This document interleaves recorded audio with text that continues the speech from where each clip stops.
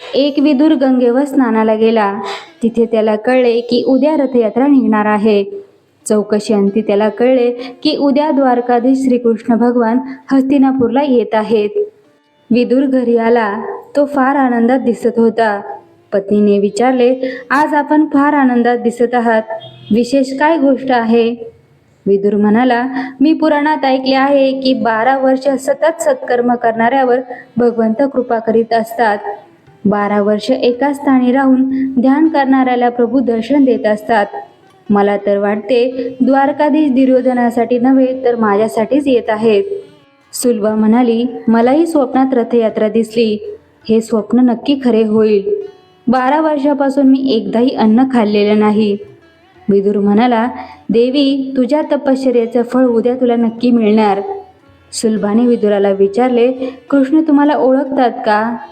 विदुर म्हणाला, मी जेव्हा भगवान श्रीकृष्णांना वंदन करीत असतो तेव्हा ते मला काका म्हणून हाक मारतात. मग मी म्हणतो, मी आपला दासानुदास आहे, मला काका म्हणू नका. जीव जेव्हा नम्र होऊन प्रभूला शरण जातो तेव्हा ईश्वर त्याचा सत्कार करीत असतो. सुलभाच्या मनात एक इच्छा निर्माण झाली की देवाने तिच्या घरचे जेवावे व तिने देवाला डोळे भरून पाहावे. सुलभा म्हणाली, जर तुमची व देवाची ओळख आहे तर त्यांना आपल्या घरी येण्याचे आमंत्रण नक्की द्या. मी मनाने तर दररोज देवाला जेवू घालते, पण माझी ही इच्छा आहे की माझ्या डोळ्यांदेखत भगवंताने प्रत्यक्ष माझ्या घरी जेवावे.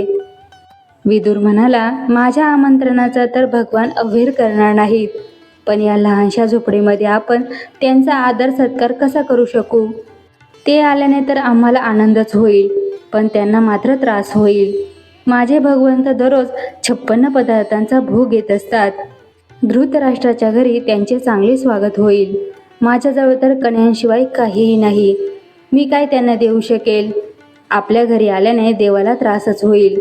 आपल्या सुखासाठी मी देवाला थोडेही कष्ट देऊ इच्छित नाही. सुलभा म्हणाली, माझ्या परात इतर कोणतीही वस्तू भलेही नसो, पण माझ्या हृदयात प्रभूविषयी अपार प्रेम आहे. हे प्रेमच मी प्रभूपदी अर्पण करीन. आम्ही ज्या कण्या खातो त्या कण्यास मी देवाला खाऊ घालीन. जीभ शुद्ध असेल तर जीवनही शुद्ध होत असते व जीभ अशुद्ध असेल तर जीवनही अशुद्ध होईल. साधे सुधे जेवण करण्याने जीवनही सात्विक बनते. जर आहार सात्विक शुद्ध असेल तर शरीरात सत्वगुणांची वृद्धी होते. सत्वगुण वाढल्यामुळे सहनशक्ती वाढत असते आणि अंती बुद्धी स्थिर होत जाते. म्हणून विदुराप्रमाणे अतिशय साधे जीवन जगा. ज्याचे जीवन साधेसुधे असेल तो साधू बनेल. सुलभा म्हणाली, मी गरीब असले म्हणून काय झाले? गरीब असणे हा काही अपराध आहे काय? तुम्ही कथेत अनेक वेळा सांगितलं आहे की देव प्रेमाचा भुकेला आहे. देव गरिबांवर अधिक प्रेम करतो. अजून एक गोष्ट, गरीब भक्ताची प्रेमभक्ती. एका गावात रामदास नावाचा एक गरीब पण अत्यंत भक्तिवान माणूस राहत होता. त्याचे घर छोटेसे होते.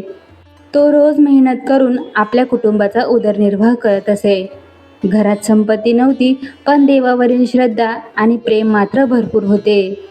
एके दिवशी गावात बातमी पसरली की एक महान संत दुसऱ्या दिवशी गावात येणार आहेत. सर्व श्रीमंत लोक त्यांच्या स्वागताच्या तयारीला लागले. कोणी मोठे मोठे मंडप उभारले तर कोणी स्वादिष्ट पदार्थांची व्यवस्था केली. रामदासही ही बातमी ऐकून आनंदित झाला. त्याने पत्नीला सांगितले, हे संत खरे देवभक्त आहेत.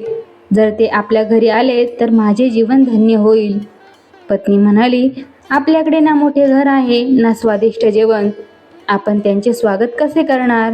रामदास हसत म्हणाला, आपल्याकडे प्रेम आहे, श्रद्धा आहे आणि शुद्ध मन आहे. देवाला याहून अधिक काय हवे? दुसऱ्या दिवशी संत गावात आले. अनेक श्रीमंतांनी त्यांना आपल्या घरी येण्याचे निमंत्रण दिले. सर्वांना नम्रपणे उत्तर दिले, मी त्या घरी जाईन जिथे मला खरे प्रेम मिळेल. अचानक संत थेट रामदासांच्या झोपडीकडे निघाले. गावकऱ्यांना आश्चर्य वाटले. रामदास आणि त्याची पत्नी आनंदाने भरून गेले. त्यांनी साधी भाकरी, कांदा, ताक संतांसमोर ठेवले. संतांनी ते भोजन अतिशय आनंदाने ग्रहण केले आणि म्हणाले, या साध्या अन्नात प्रेमाचा स्वाद आहे. प्रेमाने दिलेला एक घासही हजारो पक्वान्नापेक्षा श्रेष्ठ असतो. ते पुढे म्हणाले, देवाला सोन्याचे महाल नकोत, तर प्रेमाने भरलेले हृदय हवे असते. जिथे प्रेम, नम्रता आणि श्रद्धा असते तिथे देव स्वतः येतो.